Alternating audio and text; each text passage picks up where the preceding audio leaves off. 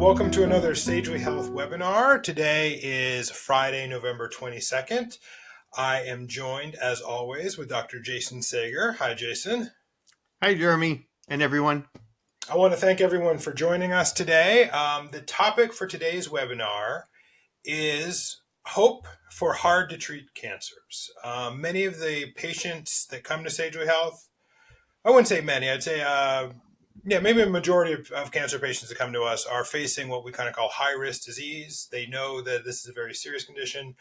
Sometimes we meet patients who are early stage, and there's obviously a lot we can do with them. But today we really want to focus on the patients that come to us who are really asking, what's next? What's going on in this? So Jason, I guess the place to start is just kind of define like what makes one cancer harder to treat than another cancer.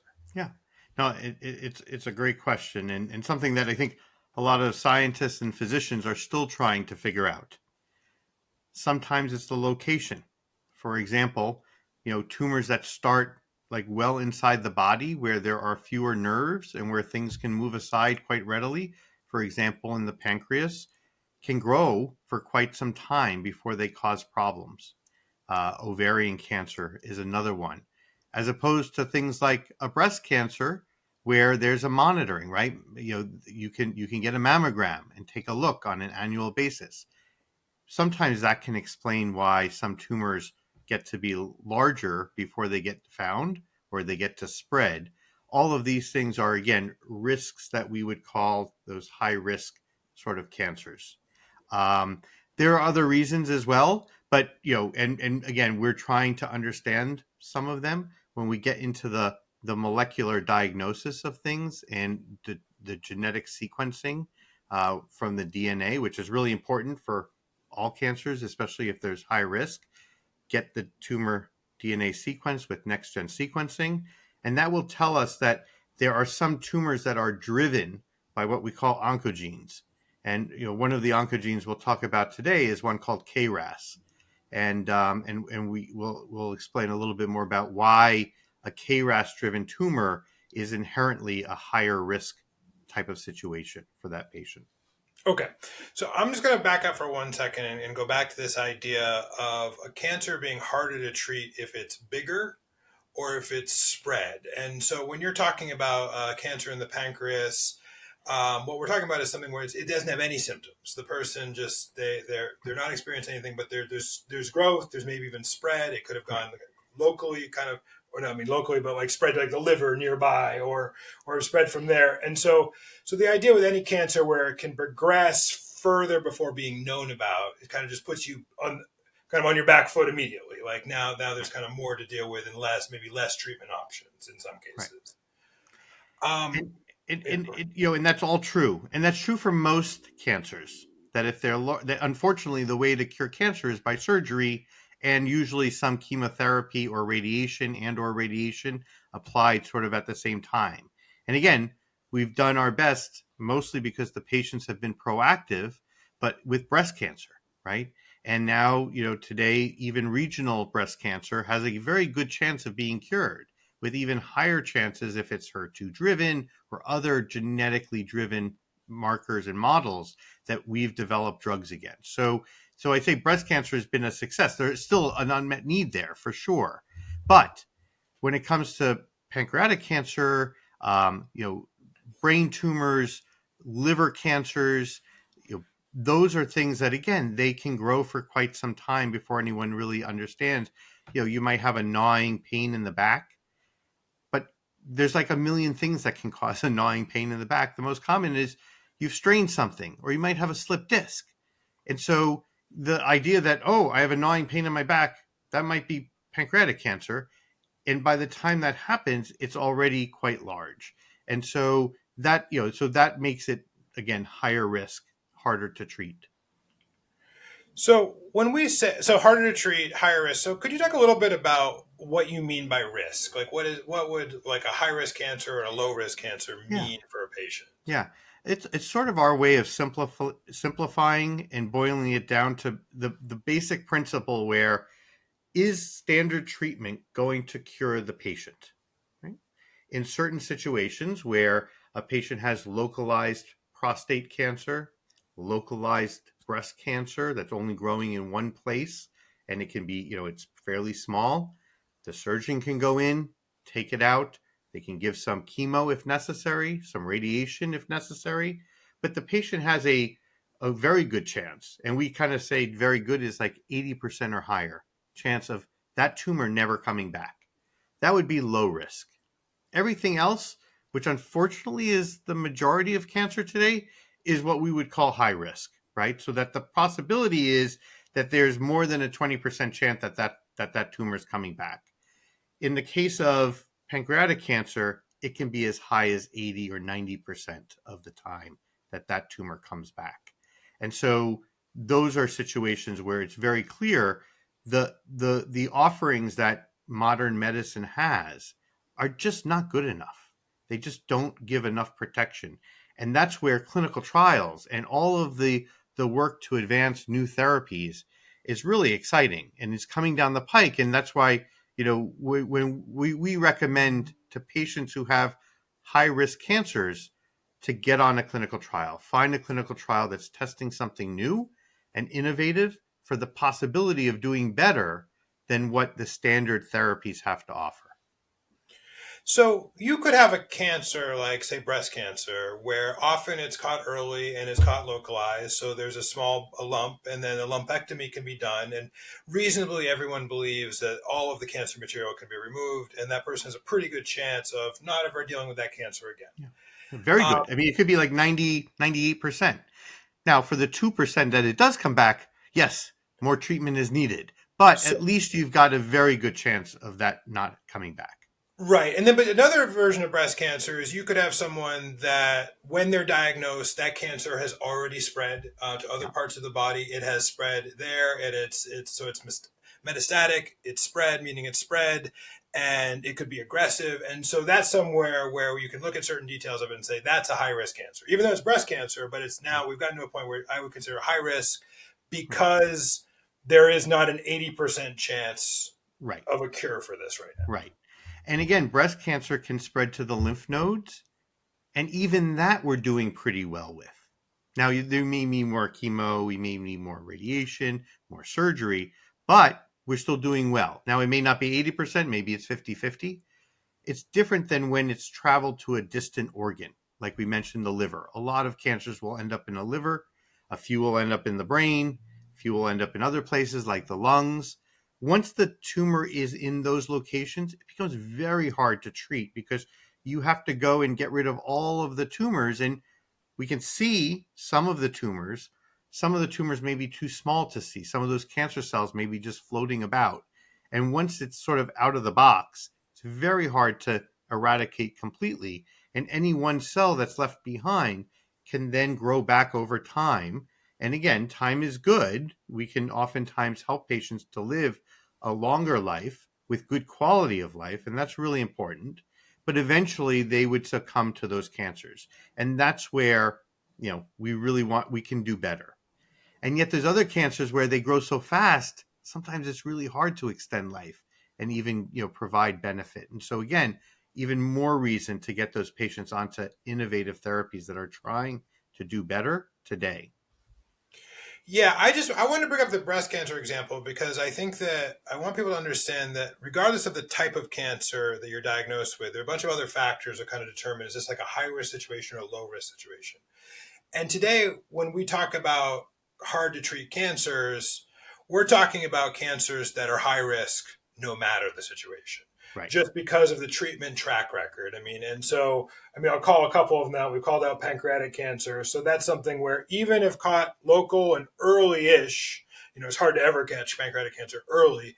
But if it's caught early-ish, then the idea would be, you can have a surgery and there's a special surgery for pancreatic cancer. But the chances then of it still coming back is so high that you look at all pancreatic cancer and you say, that's a high-risk cancer.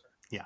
And that's where I said there's other things other than size and spread that really determine risk. And some cancers just are high risk no matter what.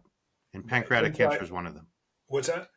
I said pancreatic cancer is one of those cancers that's high risk.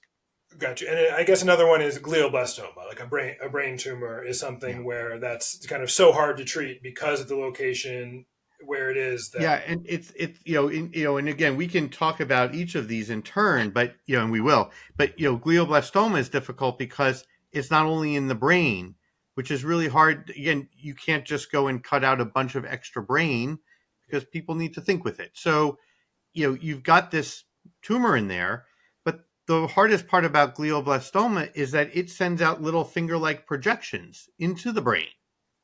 And so even if the surgeon takes out the vast majority of it, it's sort of designed to leave little pockets behind. And so that's difficult. And so again, you're in a spot where it's high risk. So I think we'll dive into both of those, but are there other cancers that you would kind of signal as often high risk, or a certain subset of certain cancers that are considered high risk? Yeah. Yeah, I mean the third one that we talked about in preparation for today is a type of liver cancer, which is called bile duct cancer, biliary tract cancer. It's also called, or the technical name is cholangiocarcinoma. And again, this is the draining system of the liver that flows into the gallbladder, and there can be gallbladder cancer, but anything that's in that tract is again difficult to detect early and is high risk.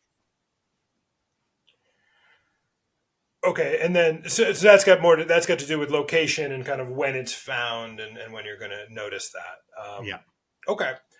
Um, so let's dive into, because one of the things we wanted to do was kind of like look at, well, if you were diagnosed with one of these cancers, and what we're saying is the standard treatments right now don't offer you enough Yeah. to feel comfortable with them. And so we're kind of pointing people to say, well, then you should be looking at clinical trials probably from day one.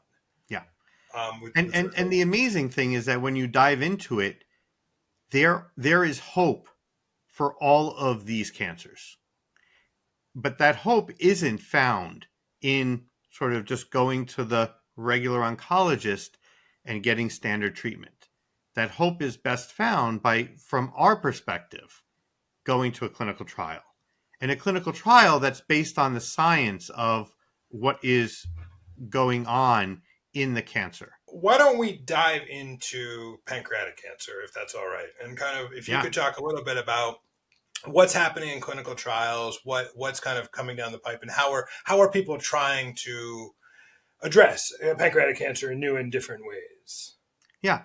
And, and when I talk about, when we talk about finding a trial that is aligned to treating the cancer, we're getting into the idea of personalized medicine, right? Which is based on that molecular diagnosis. And again, when we look at pancreatic cancer, for example, there's other cancers too, but in pancreatic cancer, KRAS is a huge driver of those cancer cells. So what is KRAS, right? KRAS is a gene that encodes a protein that is in charge of helping the cell to grow. And so, if you look at if you look at the actual mechanism here, you could see this is a protein, and there's a bunch of things that communicate inside the cell. But this all boils down into signals that tell the cell to grow. So you'd imagine that if you have a mutation in the KRAS that keeps it on all the time, then you're basically just pumping the cell with gas constantly, right? And you're telling it, grow, grow, grow, grow, grow, grow, grow, right? And so it just keeps growing. And that's what cancer is. It's a growth that doesn't stop. And so when you look at the genetics in the tumor, and this is done by taking a little piece of the tumor, often by a biopsy. If there's a Whipple surgery, you can also get a piece from that. And then doing next-gen sequencing, which is a technique to look at the DNA in the cells. And you could see that KRAS comes up 90% of the time, a KRAS mutation. Now, In there's a pancreatic variety of in different pancreatic mutations. cancer, or in all cancers? So that's the key. Okay. In pancreatic cancer, it's 90%. In colorectal cancer, it may be 20 or 30%, but it's not 90%. BRAF works and other things make that cancer grow. But in pancreatic cancer, it's 90% KRAS. And so, therefore, what we've learned, though, from the other cancers is that when there's a genetic mutation, for example, BRAF is a perfectly good example, and you hit that mutation hard with a special drug that's been created to inhibit that protein with that mutation, you can get the cancer to stop. And this is true of HER2 and breast cancer and other cancers. It's true of BRAF. It's true of ALK and EGFR. And so, well, let's just make one to KRAS. Well, it hasn't been so easy. But finally, for the first time, and it's really exciting, there are KRAS inhibitors that have now come down the pike. A couple of them have already been approved. And that the one that was easiest to hit first was a version called KRAS G12C. And you could see I'm showing I'll show you my screen, and you could see that there's a proportion of all these KRAS mutations where KRAS G12D, as in David, is actually quite common. It's 39%. There's a second one that's very common called KRAS G12V, as in Victor. KRAS G12C is over here in the rarer of ones, right? It's actually, they just even lump it together with a bunch of other ones. And so, but yet, well, why did they target that one first? Well, it was the easiest to target. And it gave everyone the confidence to say, well, if we find those patients, no matter how rare they are, and we treat them with this specific drug, we can stop their cancer from growing. And it worked. And the drug was approved. Now, it's not a forever cure, but it's certainly a lot better than just the standard of care. So now everyone says, okay, well, let's see if we can make others. And for the first time, there are drugs coming down for some of the other KRASs. For example, the KRAS G12D, G12V, and G12R. And so, there's a lot of excitement about this. And, not surprisingly, they've already started to show some success. And so if we look, there's a drug that we've now sort of recommended several times that's called RMC, for Revolution Medicine, 6236. And these drugs all get these sort of bizarre names with numbers at the beginning, but then they'll get a full name later. But this is a trial that has been performed for largely pancreatic cancer, but also some others like non-small cell lung cancer. But they're looking at patients who have the KRAS mutation. And again, there's a lot of text here. We use our Sagely Health system to sort of boil this down into very more specific data that we're looking for. And you could see about almost half, 36%, about a third of patients had tumors that actually shrank. But almost all of the patients had what they call disease stability. So the tumor didn't at least grow while it was being treated for some period of time. And then they measure for how long. And if you look at that, I've reviewed this before, and it was about 9 months on average, which means that, a number of the patients had it even go beyond that. Some patients a little bit less. So again, this is not a cure, but certainly compared to the standard of therapy, which can leave patients feeling very sick and may only work for a couple of months, this is an advantage. And what it means is, as we develop more and more of this, can we get even better targets? Can we even find drugs that last even longer? There's something called protein degraders, and they're coming down the pike. And KRAS would be a great target for that. I'm sure that there's at least probably 5 to 10 companies working on that. And again, they're probably a couple of years off. The only way to find these is through clinical trials. And it's important, therefore, if you have something like pancreatic cancer, to find a clinical trial that matches, so that you start that and you get treated with this. And then when this doesn't work, you go to another one, and there's lots of trials. Anyone who says that there's not a trial for a cancer patient, we will beg to differ. And we have, in the last 10 years, we've never failed to find a clinical trial for a patient. So we believe that this is the way to go. And by stringing these together, eventually you find one that works for months, maybe years. And all of a sudden you change the outcome for that particular patient. And that's really exciting. Yeah, I just want to kind of summarize for anybody who maybe got lost when we're talking about KRAS and 12G and C, and just to kind of summarize this idea that if someone is diagnosed with cancer and a small bit of that tumor is put through what they call tumor sequencing, you'll find out what's driving that tumor. Some things have gone wrong in the genetics, and one of those genes that might have gone wrong is KRAS. And if you have pancreatic cancer, there's a very high chance that you have something has gone wrong with KRAS, meaning that it's just pushing growth all the time. It's making that tumor grow. And you will have some flavor of KRAS. And that's what the G, the 12, and the C, and the D. And that gets pretty technical about how the DNA was rearranged and those sorts of things. But once you kind of find out that you have that, then that's something where they can go, oh, I know something about your tumor. I know like a protein is probably on your tumor. I know the way that a drug could probably attack that. Because I've heard that KRAS has been called like undruggable before. And in the past, it was kind of like, because there are other things like HER2 and things that we've talked about where they've had these exact same mutations that meant that a drug, kind of susceptible to a drug, and they go, Yeah, oh, wow, everyone's got this KRAS mutation in pancreatic cancer, but nothing seems to stick to it. Like nothing right. seems to actually interact with it in a way that the drug can actually hurt the cancer cells and that sort of thing. So that's what's changed here is they found a way kind of technically to actually target KRAS in this case. Yes, exactly, exactly. And there's still other quote unquote undruggable targets.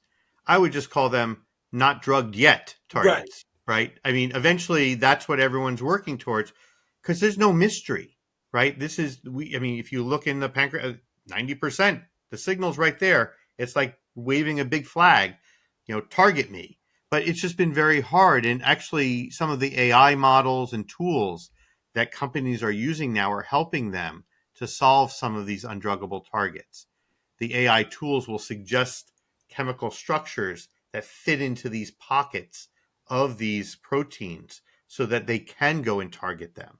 And so we are seeing again, it's an amazing world.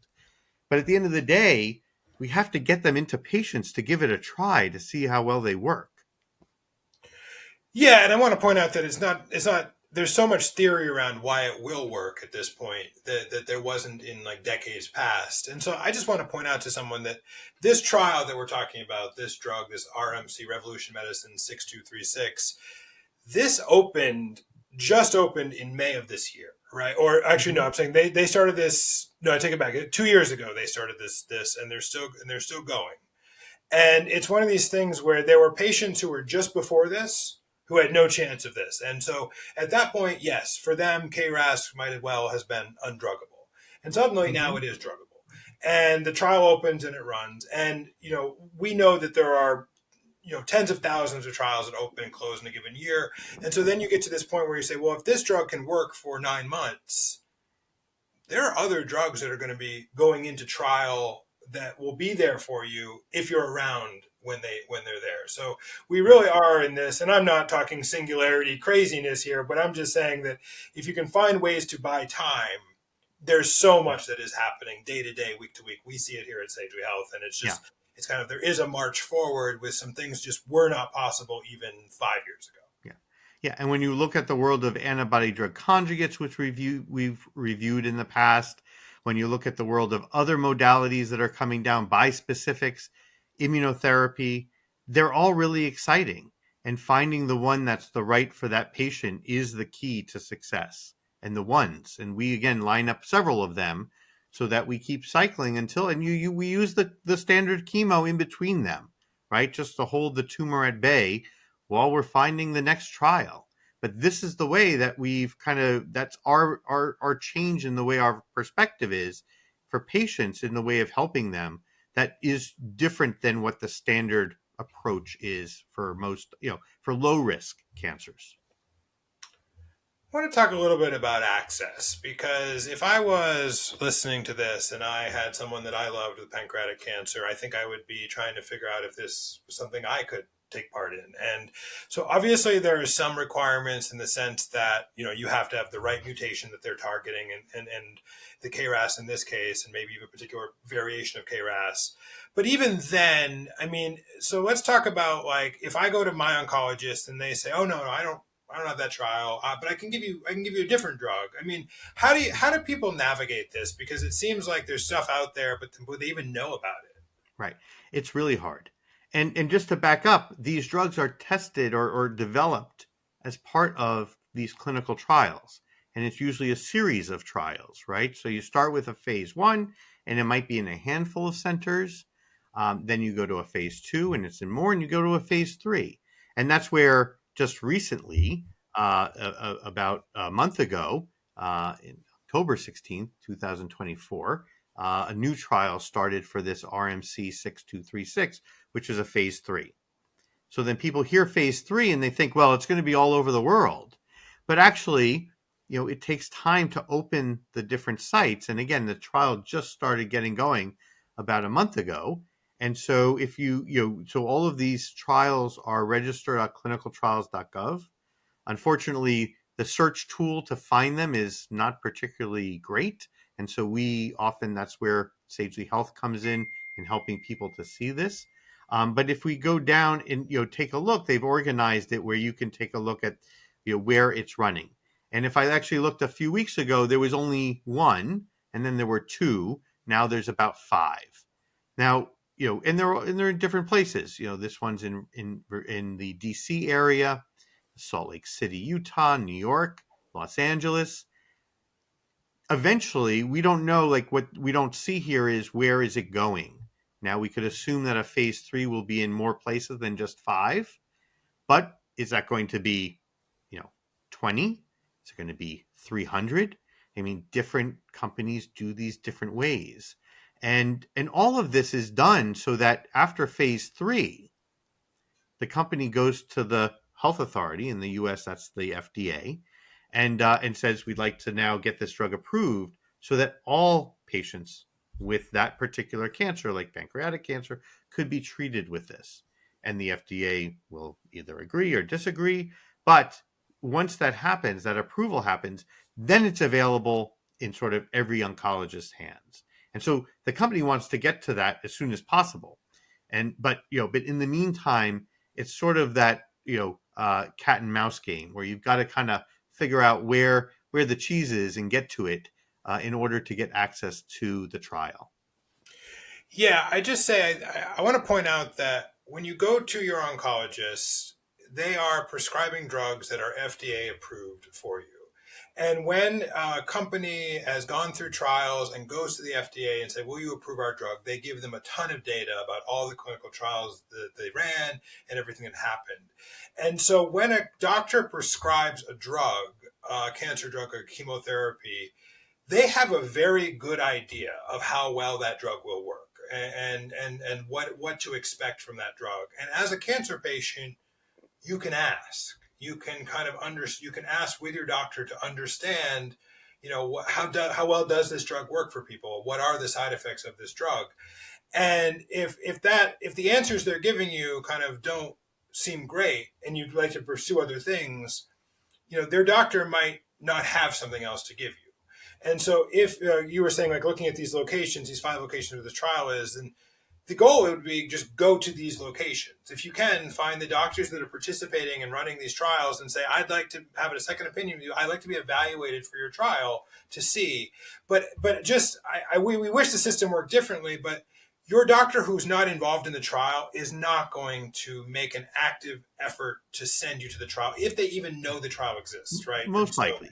I mean, again, there are unusual ones that do, and we applaud them. But most doctors are just too busy, and the system is not set up in a way where they would even know about what's going on or where it's going on. And so it is a challenge to get to trials. And yet at the same time, again, when we look, we can usually find trials that are both local for the patient as well as far away. We may not be able to choose a specific drug, but we can certainly get patients access to an exciting antibody drug conjugate or an exciting targeted therapy or immunotherapy most of the time. Oh, actually all of the time. And so in that sense, it's worth that effort to go beyond the standard of care if you have a high risk cancer. Yeah, I think that's really misunderstood, that there's just kind of like serendipity and maybe they have a trial to match you. And what we're saying is there is a trial that matches you. Yeah. It's probably not with your local oncologist right now, but it may not be even that far away Right. to find something. And to say like, why is a trial? I mean, I just want to underline like, why is a trial more important? Is if you have a high risk cancer, we're defining a high risk cancer as the standard therapy that is available outside of a trial just isn't good enough. And the trials are all about trying to improve upon the standard. Can I prove that this works better than what is currently approved? And if it does, it will get approved. And therefore, we're saying if this matches you, if there's like, and we're talking about the personalization, like you may be able to get matched to something that is going to work for you because there's a scientific theory behind why it would, and it might be something that's going to be approved later, or it might not be approved later, but it might still work for you, right? Yeah. Like, yeah, Yeah.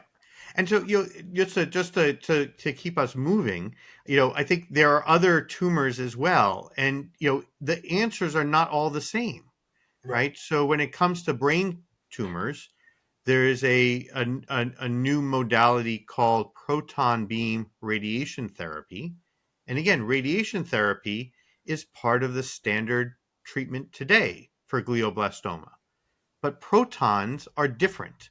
And how are they different is that unlike, so the traditional one is based on what they call photons or x-rays.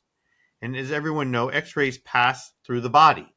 They're not really controllable. You can't bend them, you can't stop them, you can't deliver a energy packet at a certain depth. They just go through.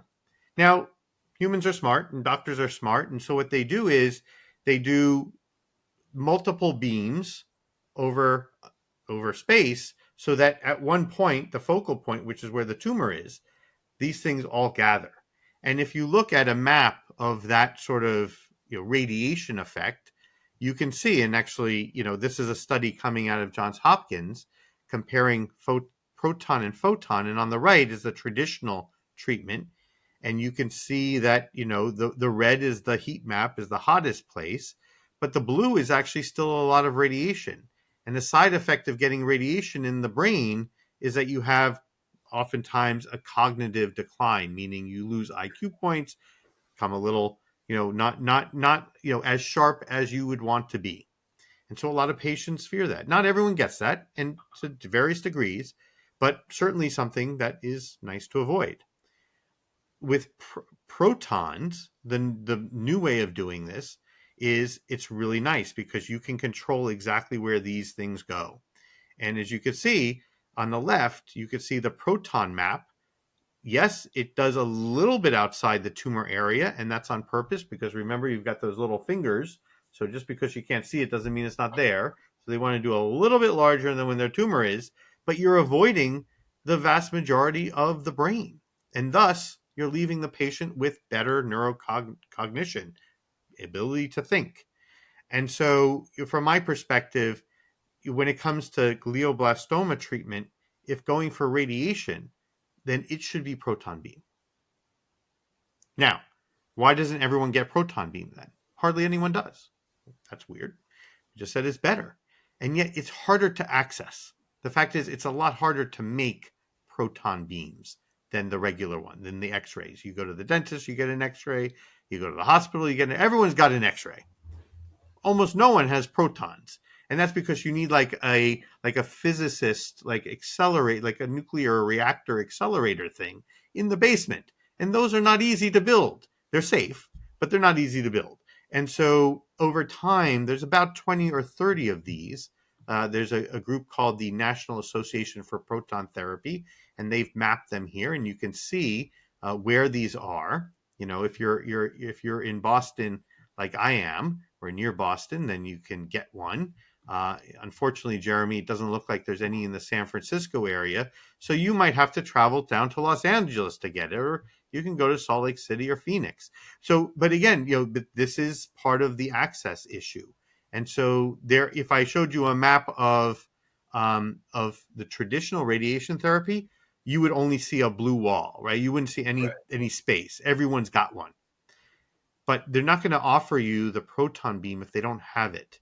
And yet they'll say things like, "Oh well, your tumor is growing too fast. It's too hard to set that up. It costs too much." Whatever it is, we would encourage patients to look. And again, there are trials. And if you look in the outside of the in the rest of the world, again, there is, there's a lack of proton beam. Now, this map isn't exactly up to date. There is now one in Israel, and we have a patient in Israel who had the glioblastoma, and it's starting to come back, and these tumors will come back because of those finger-like projections right around the ridge of where they were before. And these proton beams, because they are so specific, you could actually, what they call pencil beam scanning, you can almost like color in a pencil right around the ridge of where this tumor is coming back. And so here's one that's delivering proton radiation therapy in a chair-based system. So you're sitting instead of lying on a bed, and they've got one of these. And so again, from my perspective, any patient who has a glioblastoma that needs treatment in Israel should approach this site. And again, it's right here. Take a look, and it's in Jerusalem, at this hospital, Hadassah, and ask them if they think you should get proton beam radiation therapy.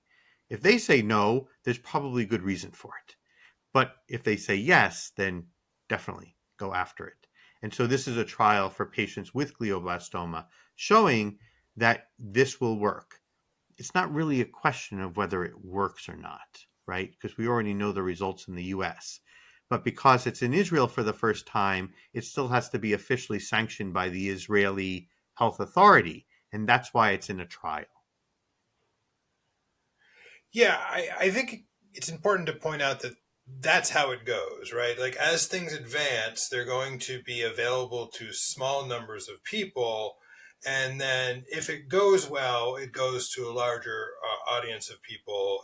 But there's often like with proton, I mean, there's a huge infrastructure to set up in order to do this. So there's access is going to be limited until it's kind of proven out. And I also point out that there are trials that are new drugs, and that's kind of what we were talking with the Revolution Medicine pancreatic KRAS targeting drug.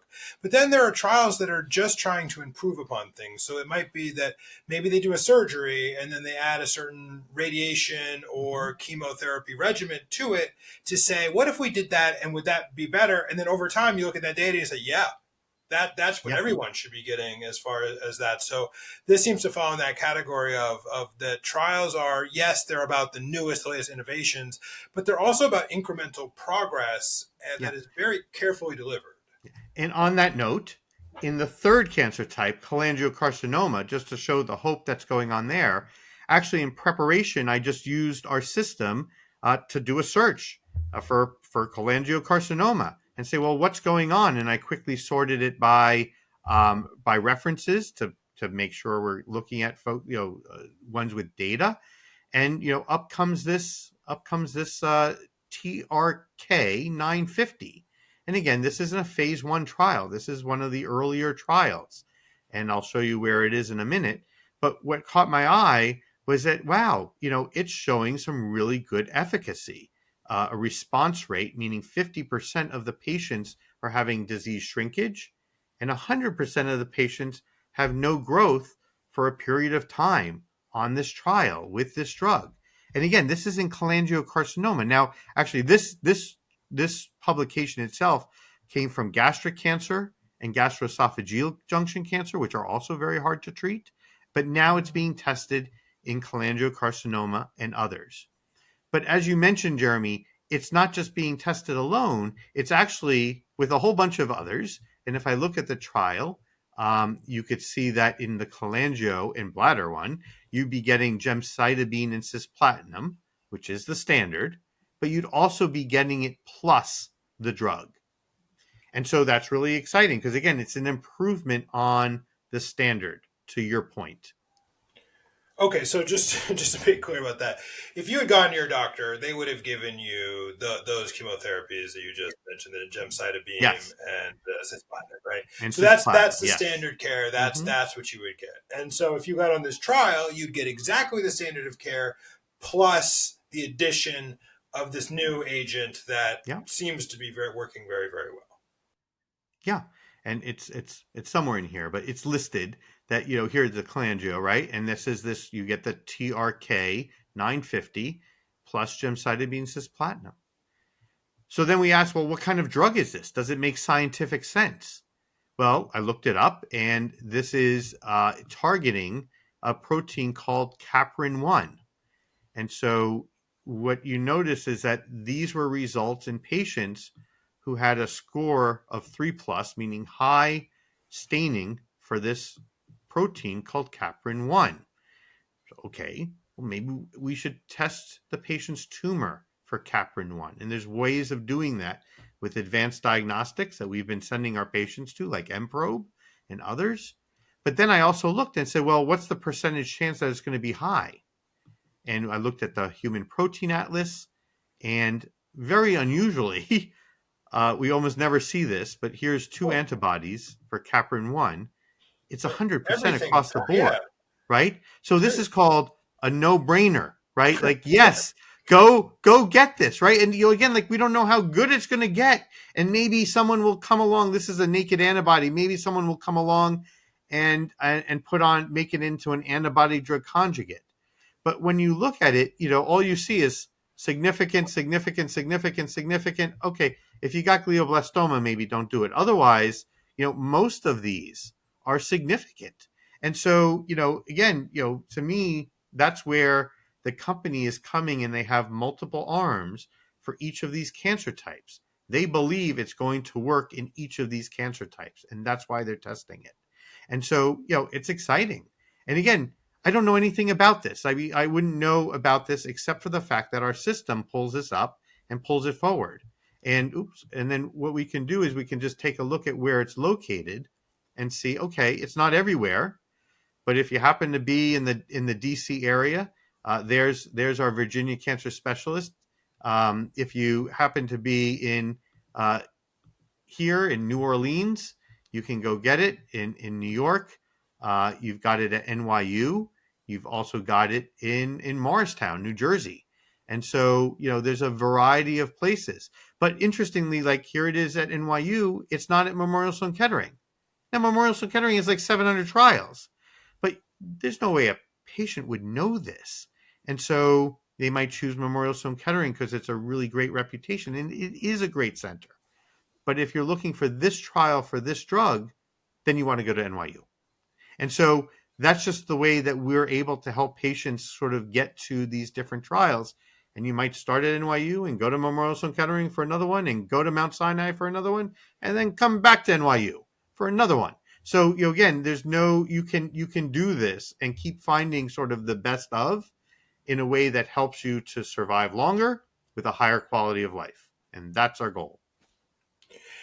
Yeah, I mean, I just also point out that we're looking at a trial here that is recruiting. Jason, you just went through all the locations where it might be, and the fact is this is not some mysterious trial. We have data.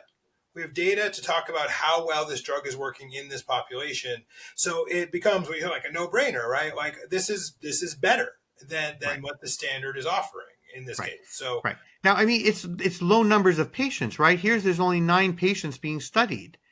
But when you got 50% of them doing well, then that's why right. the company's running a trial with, like, we could take a look at how many patients are going to be in that study, but it's going to be a lot, right?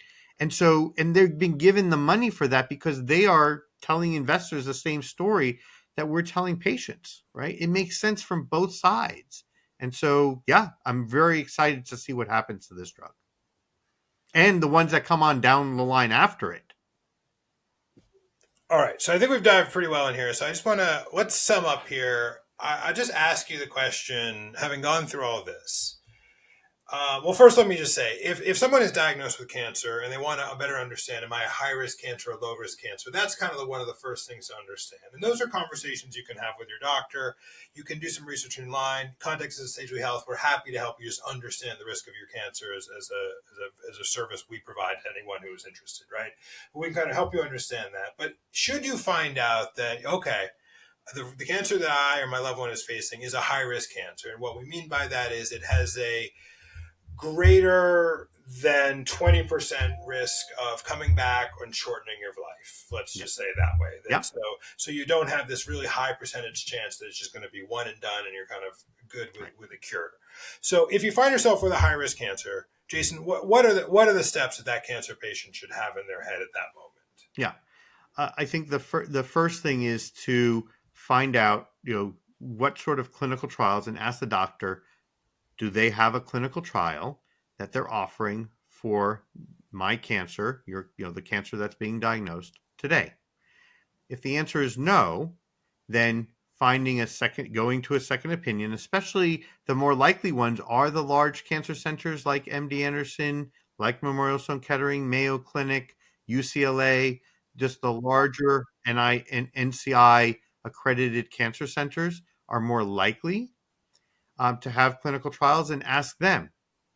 But if they say no, don't assume that just because you've gone to one means that there's nothing available. We're here to say there are definitely trials available. And so there's a strategy and there's a roadmap that we build. And that's where we can find that needle in the haystack and help patients to connect to the center that is likely to give them a different answer. And the answer is yes, we have a trial for you. Try this. If it doesn't work, find another trial, or we'll line those up for you. If there's a gap between those, use some standard of care. Sometimes you have to use some standard of care in order to get into the trial, and that's okay too.